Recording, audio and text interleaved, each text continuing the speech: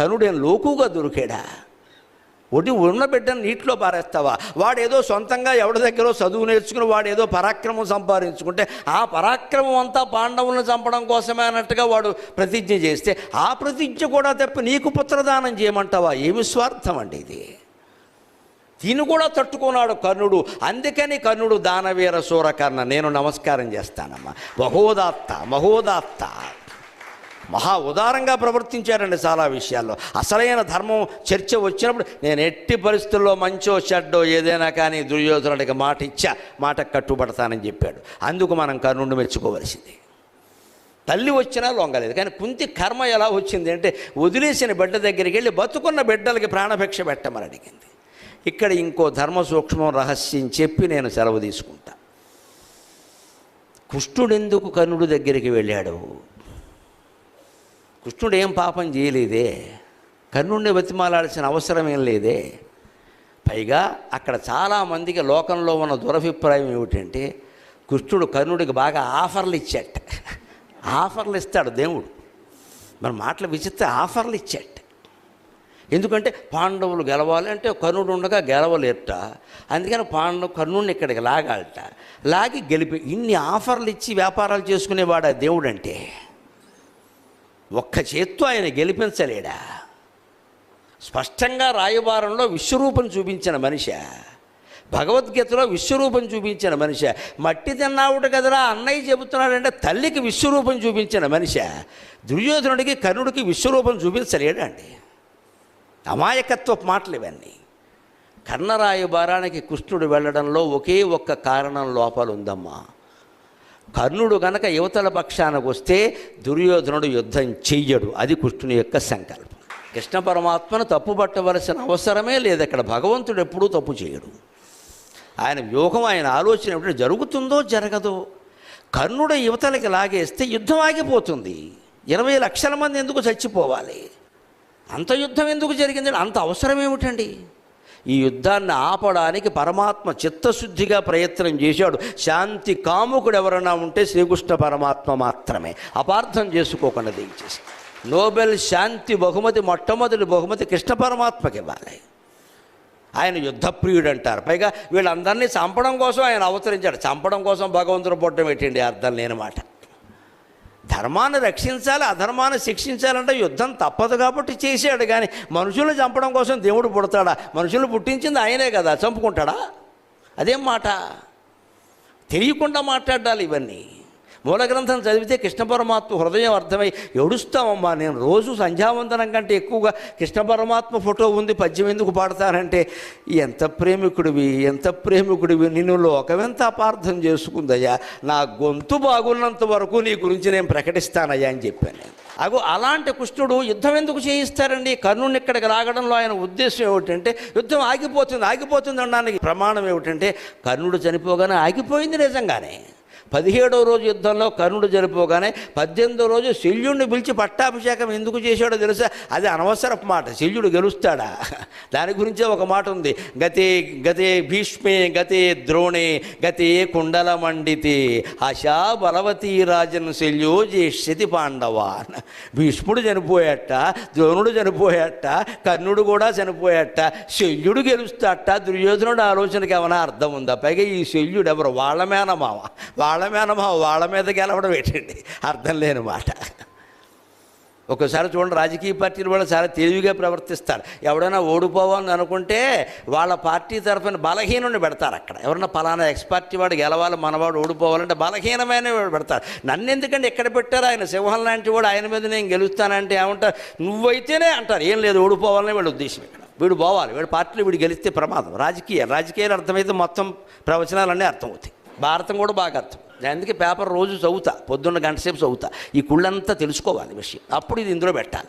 లేకపోతే లోకవార్థం కాదు. ఇక్కడ మొత్తం ప్రపంచం అంతా మనకి ఇచ్చేస్తున్నారు. ఇక్కడ చాలు 10 రూపాయలు, 7 రూపాయలు ఇంత చేస్తే సప్తద్వీపాలు వచ్చేస్తాయి అందులో. అవన్నీ చదివితే మొత్తం అర్థమైపోయింది ప్రపంచం అంతా. ఇంకా వేరే చూడాల్సిన పని, రూమ్లోకి కదలాల్సిన పని లేదు ఇక్కడ. ఇంకొక మాట చెబుతా, ఈ ఆఫర్లు ఇచ్చాడు అసలు. ఎక్కడ మూల భారతంలో మీరు వ్యాస భారతం చదవండి, నీకు పట్టాభిషేకం జరుగుతుందన్నాడు. ఎందుకంటే అన్నగారు కదండి, ధర్మరాజు ఒప్పుకుంటాడు, అందరికంటే ముందు పుట్టాడు కదా. ఈయన సూర్యవరప్రసాదం అయితే వాళ్ళు దేవతల వరప్రసాదమే కదా, అందుకని ఒప్పుకుంటాడు, అనుమానం వెళ్ళ, ధర్మరాజును శంకించక్కల. అంచేత నీకు పట్టాభిషేకం చేయిస్తా. అర్జునుడు నీకు గుర్రాలు తోలుతాడు, అభిమన్యుడు నీ పక్కనే ఉంటాడు, భీముడు నీకు వింజామర వేస్తాడు, ఇవన్నీ చేయిస్తాడు. పొరపాటును కూడా కర్ణరాయవారంలో శ్రీకృష్ణ పరమాత్మ ద్రౌపది నిన్ను చేసుకుంటుందనే మాట మాట్లాడలేదండి. ఇది పచ్చి అబద్ధం. మీరు మూల భారతం చూసుకుంటూ తెలుస్తుంది. అక్కడ ఆయన అన్న మాట ఏమిటంటే, రాజన్యారాజకన్యాశ్చాప్యానయంత్యభిషేచనం షష్ఠే కాలే తదా త్వాం వై ద్రౌపద్యనుగమిష్యతి. ఇది మూల భారతంలో ఉన్న శ్లోకం. మల్లాది చంద్రశేఖర శాస్త్రి గారు మహానుభావుడు ఈ శ్లోకాన్ని బయటపెట్టి ద్రౌపది విషయంలో, కర్ణుని విషయంలో, కృష్ణుని విషయంలో ఉన్న అపార్థాన్ని తొలగించాడు. ఆ జగద్గురువుకి నమస్కారం. మహాపండితుడు, మహామేధావి, ఆయన తొలగించాడు. ఏముందో చదువుకోండి అన్నాడు. అక్కడ కృష్ణుడు ఏమన్నాడు అంటే, కర్ణుడికి పౌరుషం కలిగేలా ఒక మాట మాట్లాడాడు. ఎందుకంటే కర్ణుడిని స్వయంవర సమయంలో ద్రౌపదీదేవి అవమానించింది. ఈవిడేం తక్కువది కాదు, ఆవిడ పూర్తిగా మంచిది అనుకోకండి. పూర్తిగా మంచిది అయితే స్వర్గారోహణ పర్వంలో నరకానికి వెళ్ళదు. ఓ 2 రోజులు ఉంచారు ఆవిడ అక్కడ, 2 days రిమాండ్లో పెట్టారు. కొన్ని తప్పులు ఉన్నాయి. ఏమిటంటే స్వయంవరం అని ప్రకటించాక ఎవరు వరం చేస్తే, ఎవరు పందెంలో నెగ్గితే వాళ్ళని చేసుకోవాలో వద్దా, నీకు ఇష్టం లేకపోతే అక్కడ నిలబడకు. మీ నాన్న ప్రకటించాడు, నువ్వు అక్కడ నిలబడ్డా అంటే యూ షుడ్ ఒబే. సీత ఇష్టపడిందా లేదా, రాముడిని ముందే ఏం ప్రేమించలేదండి ఆవిడ, ఎవరు వీళ్ళు విరుస్తారో ఆవిడకి తెలియదండి. ద్రౌపది ఏం చేసిందంటే, తండ్రి గారు అక్కడ మత్స్యయంత్రం అని ప్రకటిస్తే వేదిక మీద నిలబడింది. తండ్రి యొద్ద నిలుచున్నది ద్రౌపది, ముద్దుల పెండ్లి కూతురైన కరుణశ్రీ గారు రాసినట్టే నిలబడింది. కానీ దుర్యోధనుడు వచ్చాడు, కొట్టలేకపోయాడు, మాట్లాడలేదు. ఇంకెవరో వచ్చారు, కొట్టలేకపోయారు, మాట్లాడు. శల్యుడు వచ్చాడు విచిత్రంగా, అదేం సంబంధము. ముసలాడికి దసరా పండగ. మామూలు వాళ్ళు రాలేదండి, పెద్ద వాళ్ళు, 80 ఏళ్ళ వాళ్ళు, 70 ఏళ్ళ వాళ్ళు, రిటైర్ అయిపోయి ఎక్స్టెన్షన్ సర్వీస్ మీద కొనసాగుతున్న వాళ్ళు అందరూ వచ్చారు ఇక్కడికి. అవన్నీ చూసింది ఆవిడేం అనలా. కర్ణుడు లేచాడు, మత్స్యయంత్ర భేదనం కోసం వచ్చాడు. ఆశ్చర్యకరంగా, నువ్వు చేసినా సరే నేను నిన్ను పెళ్లి చేసుకోనేదండి, నన్ను మన్నింతుడుగాక. కులాన్నే అవమానించిందండి. ద్రౌపది మరీ మంచిది ఏం కాదండి, కొంతవరకు మంచిదండి. ఆవిడ అహంకారాలు ఆవిడకున్నాయి. నువ్వు సూత కులంలో పుట్టావు కాబట్టి నువ్వు చేసినా నేను చేసుకోను. ఈ హక్కు ఈవిడికి ఎవరికి ఇచ్చారండి? నువ్వు ఎందుకు నిలబడ్డావు అక్కడ? పందెం అంటే పందెమే, మళ్ళీ ఇక్కడ షరతులు పెడతావేటి? మంటెత్తిపోదా కర్ణుడికి. నా కులాన్ని బట్టి నేను పౌరుషం ఉన్నా సరే, పరాక్రమం ఉన్నా సరే నన్ను చేసుకోరా. ఇంత అవమానమా? ఆ కులంలో పుట్ట నా తప్ప? ఇవాళ కులాల పేరు మీద అవమానం జరుగుతుంటే వాళ్ళు బలహీన వర్గాల వాళ్ళు ఏ బాధపడుతున్నారో ఆ బాధని కర్ణుడు పాత్ర రూపంలో భారతం వ్యక్తం చేసింది. భారతీయ సంస్కృతికి నమస్కారం. ఎవ్వరికి అవమానం, ఎవరి బాధ అయినా మనం అర్థం చేసుకోవాల్సింది. కులం పేరు మీద ఎలా తిడతామమ్మా?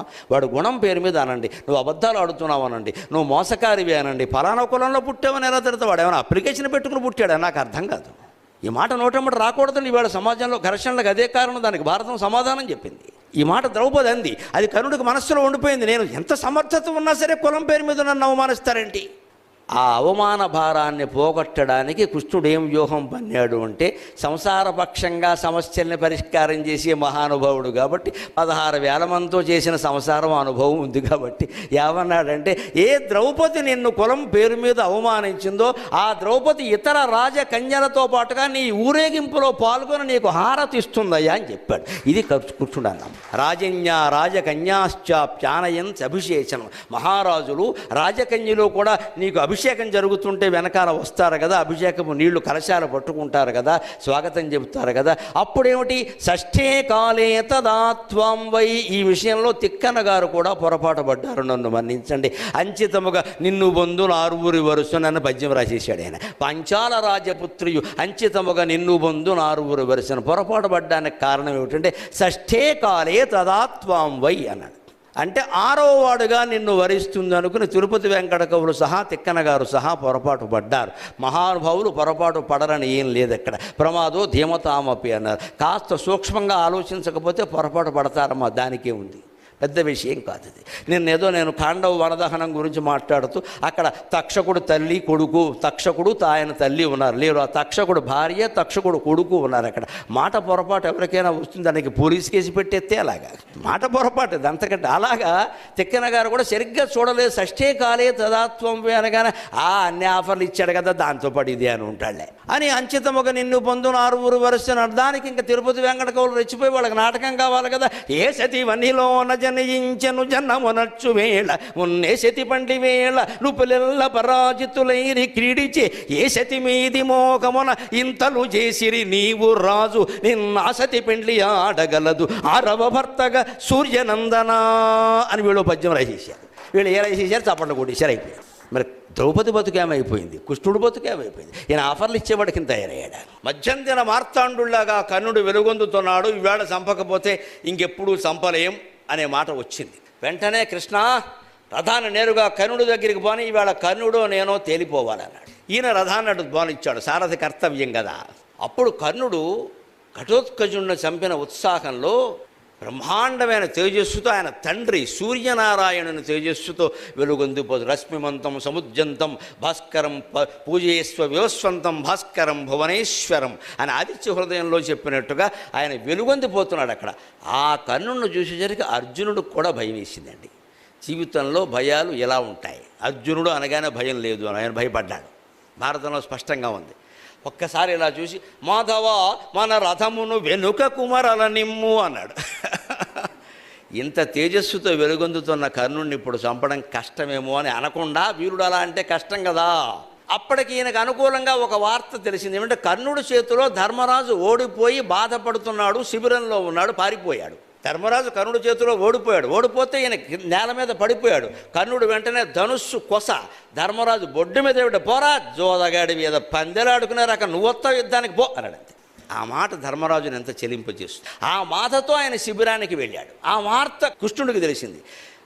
అర్జునుల్లో ఉండేటువంటి నిస్తేజాన్ని గమనించాడు. ఊరికే అనక్కల కొన్ని వేల మందితో పోరాడు వచ్చాడు. మధ్యాహ్నం 3:30 వరకు ఉండదా, మళ్ళీ కర్ణుడితో యుద్ధం చేయమంటే ఎలాగా?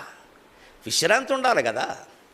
అందుకని ఆలోచిస్తే ఈయన పౌరుషానికి పెడుతూ మాధవా మన రథమును మరలనిమ్ము అంటే, అర్థమైంది నాయన, నువ్వు ఇప్పుడు వెనక్కి వెళ్ళడం అవసరం కూడా. ధర్మరాజును కర్ణుడు బాధించాడయ్యా, ఆయన్ని కాస్త 4 మాటలతో ఓదార్చి వద్దామన్నాడు. మా అన్నగారి యొక్క జీవితం నాకు చాలా ప్రధానం, అందుకని వెనక్కి పోనేను. అన్నగారి జీవితం ఎంత ప్రధానమో కర్ణుడు తేజస్సుకు తట్టుకోలేకపోవడం కూడా అంతే ప్రధానం. విషయం అంతే. వాస్తవం మనకేమి ఇక్కడ మనం అర్జున ఫ్యాన్సు కాదు, కర్ణ ఫ్యాన్సు కాదు. ధర్మానికి ఒక్కడికే నేను ఫ్యాన్. ఏది జరిగిందో అది చెప్పడమే అంతే. ఇప్పుడు కర్ణవధలో ఉండే సూక్ష్మాన్ని గమనించండి. కర్ణుడు మనం అనుకుంటున్నంత దాత కాదు, మనం అనుకుంటున్నంత వీరుడు కూడా కాదు. దాత కాదు అనడానికి కవచకుండలాల తప్పితే ఆయన చేసిన ప్రసిద్ధమైన దానం ఏది వ్యాసభారతంలో లేదు. దయచేసి పుట్టగింపు కథలు నమ్మకండి. ఆయన ఏదో శ్మశానంలో ఉన్నాడు యుద్ధరంగంలో, ఆయన బంగారు పన్నెడిగితే దానం ఇచ్చాడు, లేకపోతే ఏదో ఇల్లు కూలగొట్టి దానం ఇచ్చాడు, ఇవన్నీ కట్టు కథలమ్మా, జానపద భారతాలు. పల్లెటూళ్ళలో చెట్టు కింద చుట్టకాల్చుకునేవాడు సరదాకి చెప్పుకున్న కథలమ్మా, ఎక్కడా లేవు. ఆయన చేసిన ఒకే ఒక దానం కవచకుండలాలు. అది అరణ్య పర్వ సమయంలో చేశాడు, చివరిలో కాదు. ఇంద్రుడు అప్పటి నుంచి ప్రణాళికతో ఉన్నాడు. ఆ విషయంలో ఆయన మెచ్చుకోవలసిందో దండం పెట్టవలసిందో. శరీరాన్ని కోసి ఎవరిస్తారండి? అది గొప్పవే. ఆయన దాతే, కానీ ఇంకా దాన్ని పట్టుకుని అనేక కథలు సృష్టించద్దు. సరే, అది వదిలిపెట్టాను. వీరుడు అంటారా, మహావీరుడు అంటారా, ద్రౌపదీ స్వయంవరంలో అర్జునుడి చేతుల్లో, భీముడి చేతుల్లో, బ్రాహ్మణ వేషాల్లో ఉన్న వాళ్ళ చేతుల్లో ఓడిపోయాడు. పైగా ఏమన్నాడు అంటే, బ్రాహ్మణులు కాబట్టి నేను యుద్ధం చేయను అన్నాడు. ఓడిపోయాకంటే ఆ మాట ఎలాగ ముందే అన్నాడు. ఘోషయాత్ర సందర్భంలో చిత్రాంగదుడి చేతుల్లో, చిత్రరథుడనే గంధర్వుడి చేతుల్లో ఓడిపోయి పరిగెట్టాడు, దుర్యోధనుడిని కాపాడుకోలే. ఉత్తర గోగ్రహణంలో అర్జునుడు ఒక్కడే సమ్మోహనాస్త్రంతో మొత్తం జయించాడు. ఏమైంది? ఈ కన్న మహారాజుల వారి పరాక్రమం.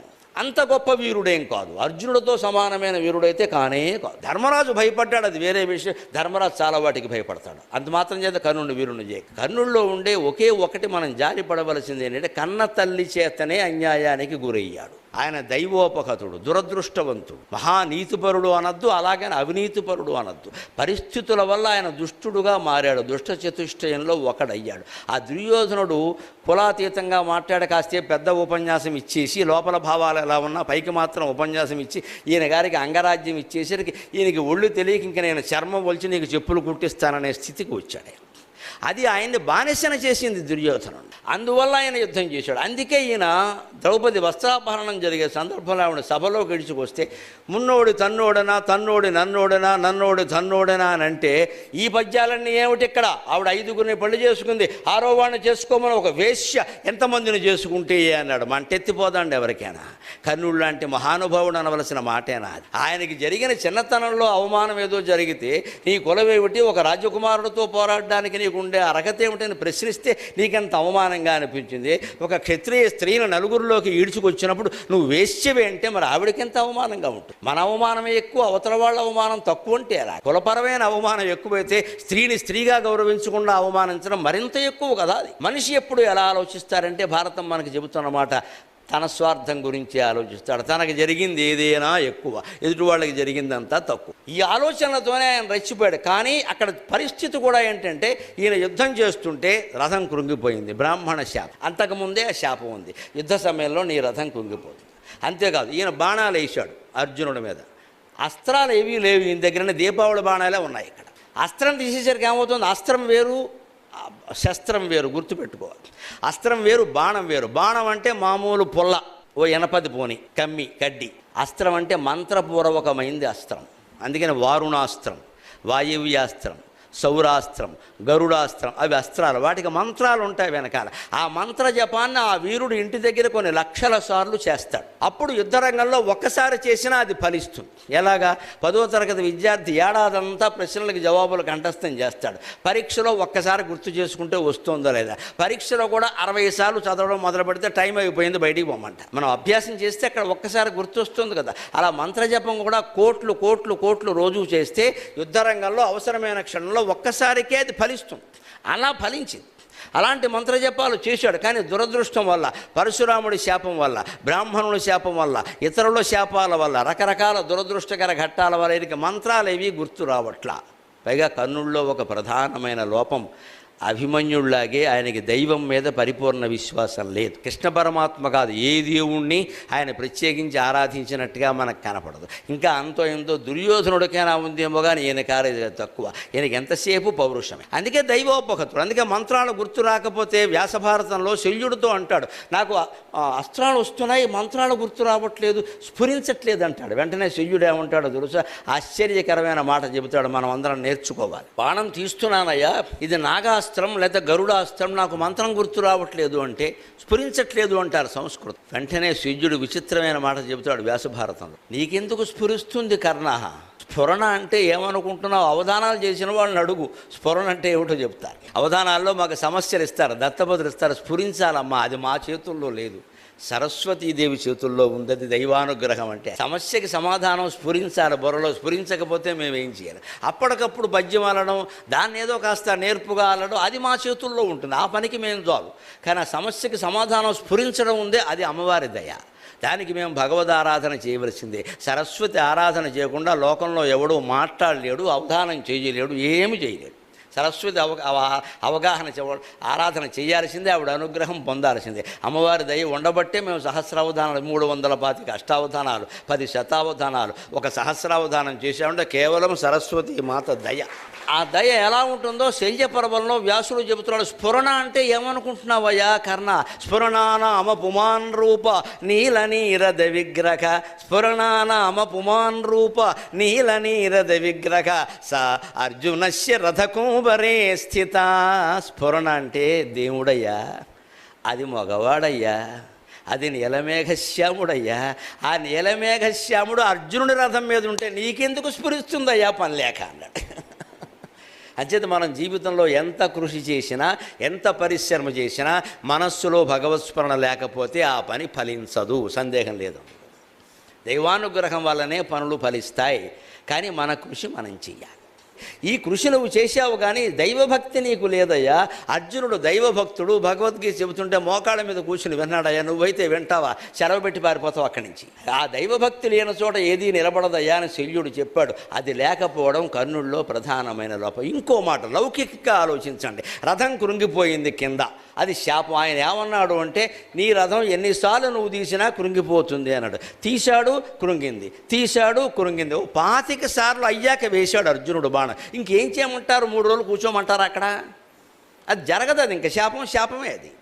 అందుకనేనా బావా రథం కృంగిపోయింది, బయటికి తీసుకుంటున్నాడు, ఇప్పుడు చదివితే చంపితే రేపు మీడియా వాళ్ళు మొత్తం హెడ్డింగ్ పెట్టి రాసేస్తారు. అందులో నాకు ప్రధాన శత్రువు, నేను భీష్ముడిని చంపకపోయినా పర్వాలేదు, ద్రోణుడిని చంపకపోయినా పర్వాలేదు, కర్ణుడిని చంపలేకపోతే అర్జునుడు పౌరుషం ఏమిటి అంటారు అంటే, ఊరుకోవయ్యా అని మోకాల మీద గిల్లి ద్రౌపదీ వస్త్రాపహరణం అప్పుడు ఆయన అన్న మాటలన్నీ శేషపద్యం పాడి 6:30 సూతులో హార్మణి వాయించి రెచ్చగొట్టి పారేశాడు. ఆ ఊపులో అర్జునుడు వేశాడు. ఇంత చేస్తే అర్జునుడు వేసిన బాణం నాగాస్త్రం కాదు, గరుడాస్త్రం కాదు, నారాయణాస్త్రం కాదమ్మా, అది కేవలం మామూలు బాణం. మామూలు బాణానికే కర్ణుడు వెళ్ళిపోయాడు. ఇది దైవానుగ్రహం వెనకాల ఉంటే పూచిక పుల్ల చాలు. ఆ దైవంబును నమ్మిన గోదావరి కూడా ఈత కొలనైపోవున్, సాగరఘోష కావ్యంలో నేను రాసిన పద్యం. ఆ దైవంబును నమ్మిన గోదావరి కూడా ఈత కొలనైపోవున్, ఆ దైవంబును నమ్మిన గోదావరి కోడ ఈత కొలనైపోవున్, నీదైన చిత్తశుద్ధికి పదాక్రాంతంబగును ప్రపంచం వెల్లన్.